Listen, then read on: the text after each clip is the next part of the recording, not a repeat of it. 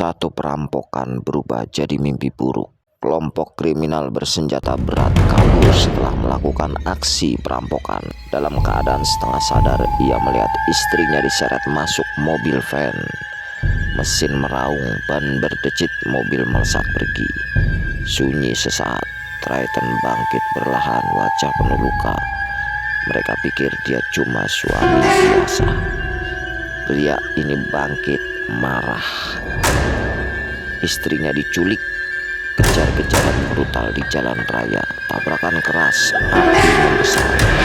Tapi pria ini terus mengejar. Ia tak peduli harus menantang maut, yang penting istrinya selamat.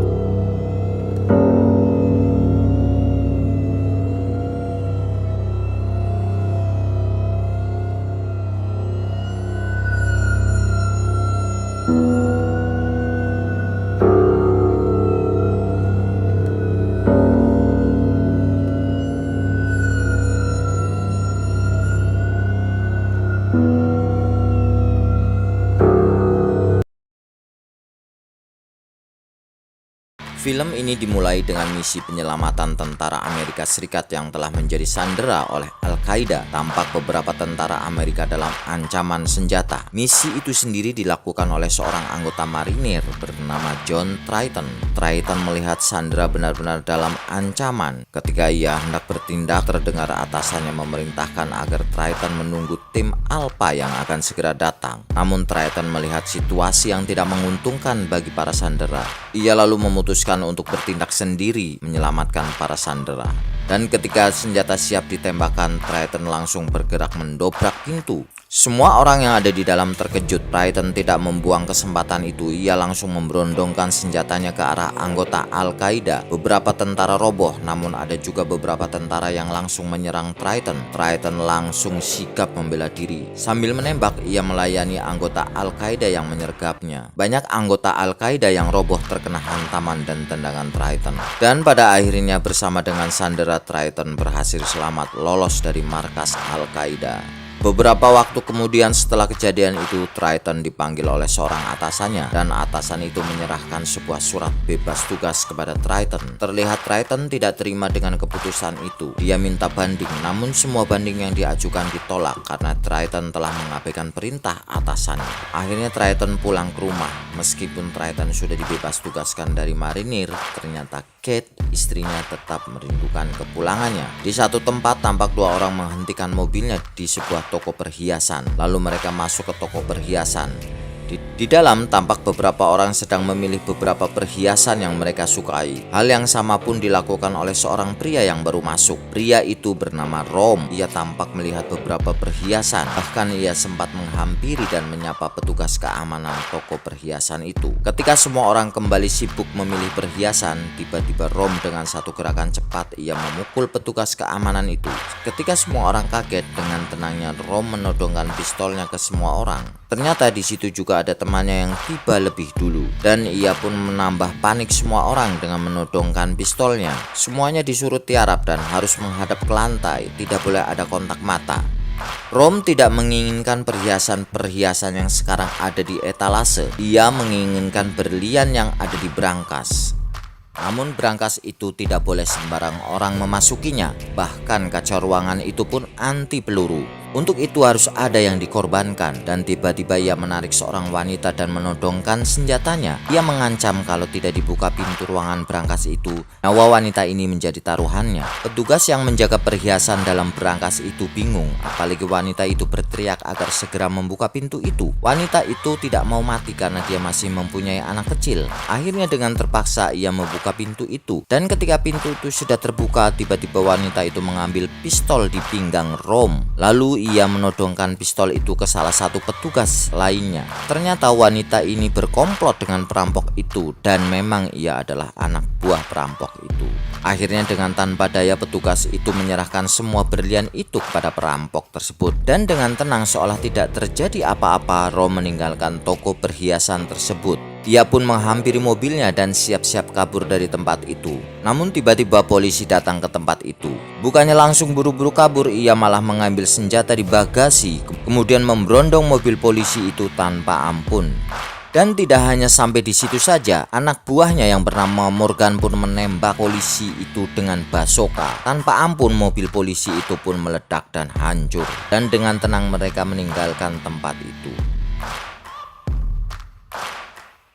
Di hari berikutnya tampak Triton memulai hari kerja pertamanya sebagai petugas keamanan di salah satu perkantoran. Sebagai petugas keamanan yang sudah lama, teman Triton tampak sudah terbiasa dengan perilaku tamu yang kurang sopan. Ia berusaha cuek dengan hal itu, bahkan terkesan tidak peduli. Namun tidak dengan Triton, ia merasa tidak terima dengan perlakuan tamu-tamu yang tidak bisa menjaga sikapnya. Namun Triton masih berusaha bersabar. Ia mengatakan kepada temannya, inikah yang setiap hari dilakukannya? Temannya berusaha menghiburnya bahwa ini pekerjaan bagus, gaji besar dan tunjangan bagus. Namun Triton masih belum bisa menerima penjelasan itu. Dan saat itulah ada panggilan dari lantai atas karena ada orang yang membuat keributan. Triton dan temannya segera menuju ke lantai atas. Ternyata yang membuat keributan adalah tamu yang beberapa saat lalu membuat Triton marah. Sekarang ia marah-marah kepada pacarnya yang tidak mau mengangkat teleponnya. Ia tidak hanya marah-marah kepada pacarnya, kemarahannya pun juga ditimpakan kepada orang-orang yang ada di situ. Triton yang tidak sabar lalu menyeretnya membawa keluar dari ruangan itu. Ketika sudah sampai di lobi, kembali dia marah-marah. Kali ini marahnya ditujukan kepada Triton. Triton yang memang sudah marah sejak awal tidak dapat menahan emosinya. Apalagi setelah anak buah orang itu melayangkan pukulannya ke arah Triton namun meleset. Akhirnya terjadi perkelahian antara Triton dengan anak buah orang itu.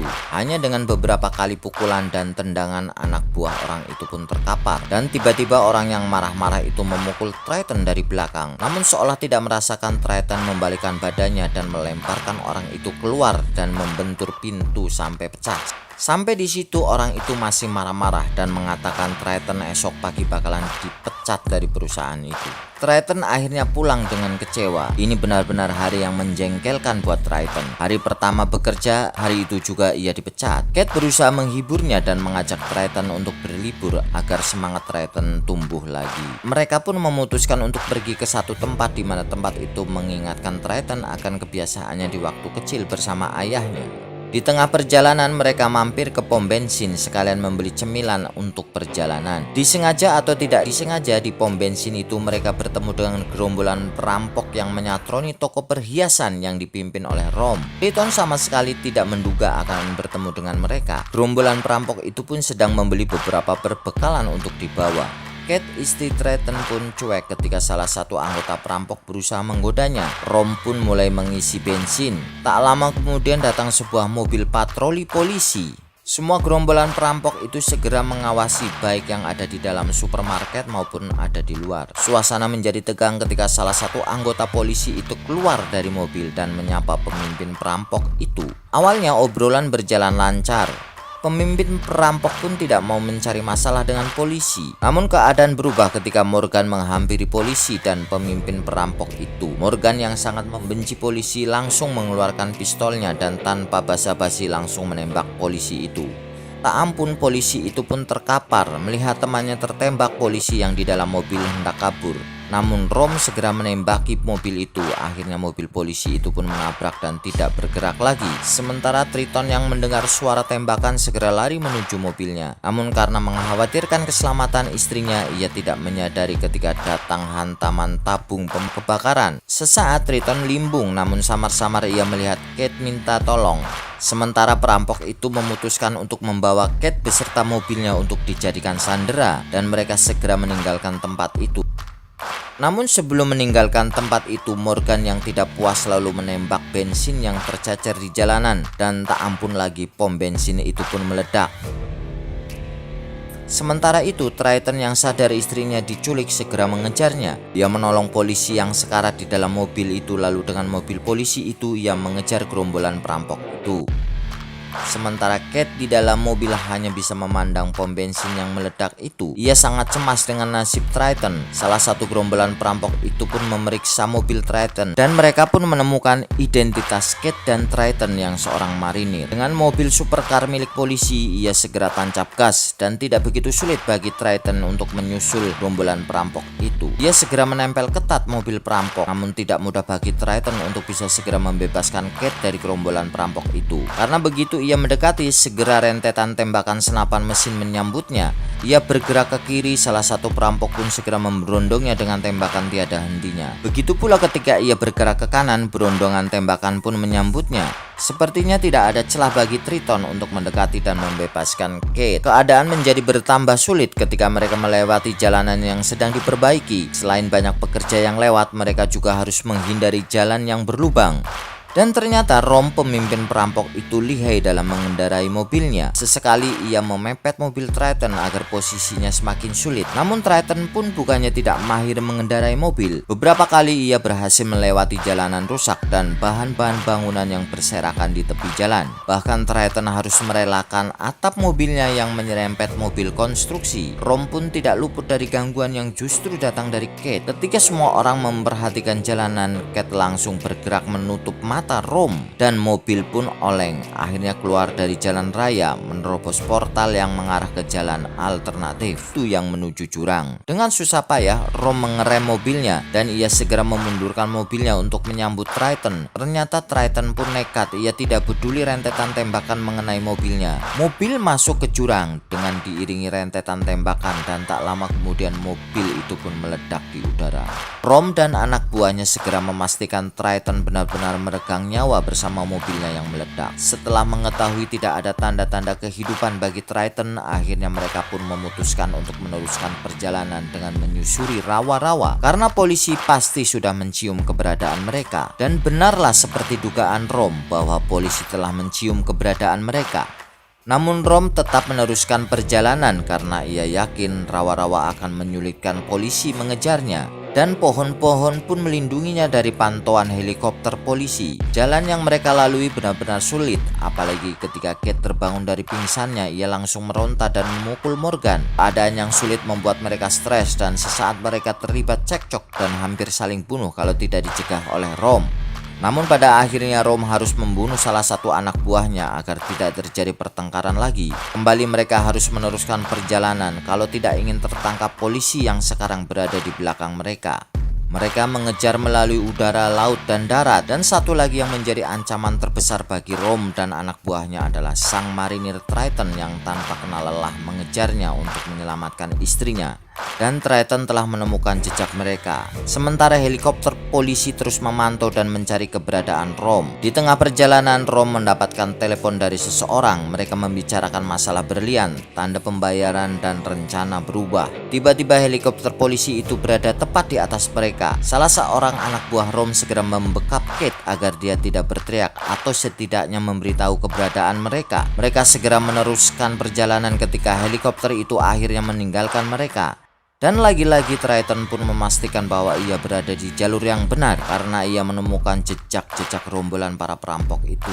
Sementara Rom juga tidak membuang-buang waktu, ia terus berjalan menghindari kejaran polisi dan kejaran Triton. Salah Rom adalah dia tidak mengetahui kalau Triton mengejarnya. Ia mengira Triton sudah tewas. Sementara polisi dan Triton harus menelusuri jejak Rom dan anak buahnya di sungai dan rawa-rawa. Triton tampak mengamati keadaan sekitarnya. Ia sedang berusaha mencari jejak Kate berikutnya. Namun tiba-tiba tanah yang ia pijak bergerak ke atas dan satu jaring telah meringkusnya. Namun itu hanya sesaat. Lama Triton berhasil merobek jaring itu dengan pisaunya. Belum ia bernafas lega, moncong shotgun telah berada dekat sekali dengan mukanya. Orang yang menodongnya mengira ia polisi. Triton tidak ingin membuang waktu percuma. Sekali bergerak ia dapat merebut senjata itu. Namun sebuah hantaman keras hinggap di kepalanya dan Triton pun pingsan.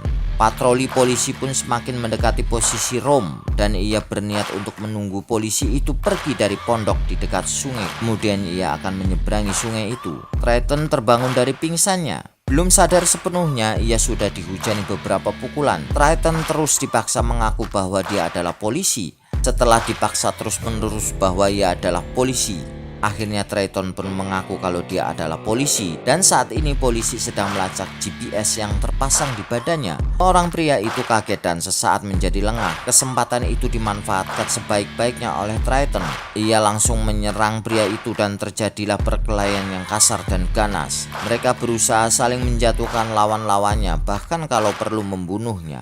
Akhirnya Triton berhasil melumpuhkan keduanya setelah pukulan terakhir Triton mengenai kepala orang itu. Dan tak membuang waktu lama, Triton segera mengejar Rom dan anak buahnya. Triton terus melacak jejak Rom dan anak buahnya dari jejak-jejak yang mereka tinggalkan. Sebagai mantan marinir, tentu saja instingnya sangat kuat. Ia lalu menemukan jejak kaki, dan kemungkinan jejak kaki itu adalah jejak kaki Rom dan anak buahnya. Dengan bermodalkan jejak kaki itu, akhirnya Triton menemukan arah kemana Rom dan anak buahnya menuju. Ternyata mereka memasuki sebuah bangunan villa yang ada di pinggir sungai. Rom dan anak buahnya masuk ke dalam villa itu. Mereka menggunakan villa itu sebagai persinggahan sementara sebelum menuju ke Punic.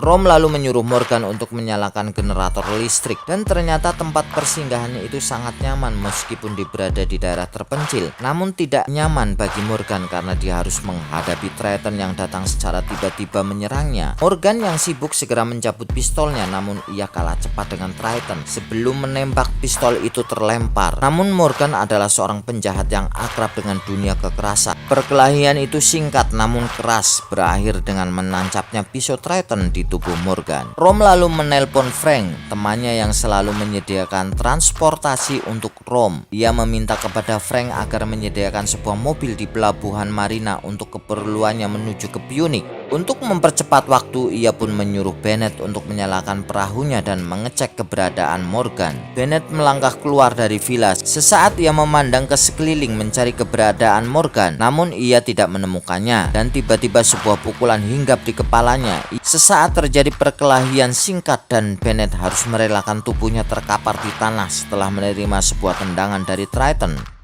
Untuk menghilangkan jejak, Triton membawa tubuh Bennett dan disatukan dengan Morgan, dan tiba-tiba datang seorang polisi menodongkan pistolnya. Polisi itu menanyakan ada berapa orang di atas. Triton menjawab ada 2. Tiba-tiba lampu mati. Kesempatan ini dipergunakan oleh Kate untuk segera kabur. Anak buah Rom yang satunya segera mengejar Kate. Kate akhirnya memutuskan untuk melawan, dan terjadilah perkelahian seru antara Kate dengan anak buah Rom. Rupanya kemampuan Kate tidak kalah dengan Triton. Ia terus memukul anak buah Rom itu. Namun ia harus takluk ketika anak buah Rom mencabut pistolnya. Kate rupanya masih sayang nyawanya, ia pun menyerah. Sementara Triton berusaha masuk ke dalam rumah, namun Rom cukup sigap dan langsung menodongkan pistolnya. Dan tak lama kemudian polisi itu pun masuk ke dalam rumah dan menyuruh Rom meletakkan senjatanya. Rom menurut, namun ketika Triton hendak bergerak, polisi itu menodongkan pistol kepadanya. Ada sesuatu yang harus aku minta dari Rom, kata polisi itu. Namun Triton tidak peduli, dia hanya menginginkan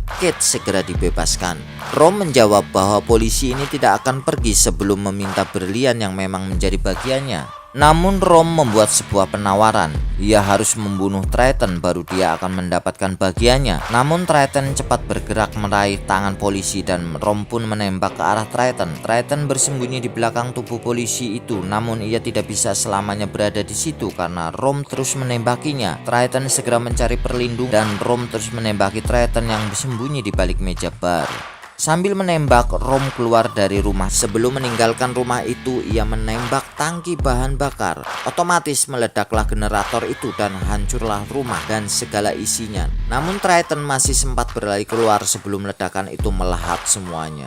Rom, Kate, dan anak buahnya segera pergi dari tempat itu. Untuk menghindari hal-hal yang tidak diinginkan, Rom terlebih dahulu membuat pingsan Kate dan memasukkannya ke dalam bagasi mobil. Dan lagi-lagi Triton selamat dari ledakan itu. Bersamaan dengan perginya Rom, datanglah patroli perahu polisi dan hendak menangkap Triton. Namun Triton dapat bergerak dengan cepat sebelum ia diborgol. Ia telah menelikung dan memborgol polisi itu, lalu dengan perahu polisi ia mengejar Rom.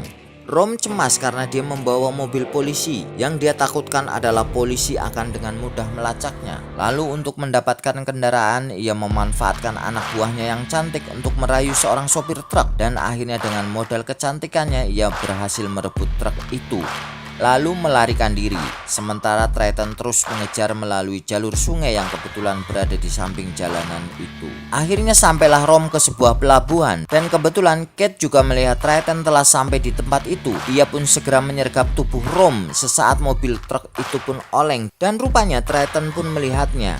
Aksi Kate itu untuk memancing perhatian Triton, dan Triton pun segera turun dari perahu lalu mengejar truk itu. Dengan sekali lompatan ia berhasil naik ke truk, lalu ia bergerak menuju pintu truk. Semua orang terkejut ketika Triton tiba-tiba sudah berada di truk. Rom berusaha menembaki Triton, namun tangannya ditepis oleh Kate. Dengan satu tarikan, Triton berhasil menarik perempuan itu keluar dari truk. Rom marah melihat hal itu. Ia lalu menabrakkan truk ke arah bangunan dan menabraknya. Tujuannya agar Triton yang bergelantungan di samping truk terluka, terkena serpihan bangunan-bangunan. Dan ketika Rom menggoyangkan truknya, Triton pun terjatuh. Truk meluncur terus lalu menabrak tumpukan gas dan akhirnya meledak. Rom tentu saja tidak mau mati konyol, ia pun melompat selagi truk meluncur. Sementara Kate menjadi panik karena tangannya terborgol. Sementara truk meluncur terus tanpa pengemudi dan menabrak apa saja yang ada di hadapannya. Triton yang kesakitan kembali berlari mengejar truk. Saking fokusnya mengejar truk, ia tidak tahu kalau Rom berada di hadapannya dan langsung mengayunkan besi ke arah Triton. Triton pun terjatuh sementara truk yang membawa Kate terus meluncur.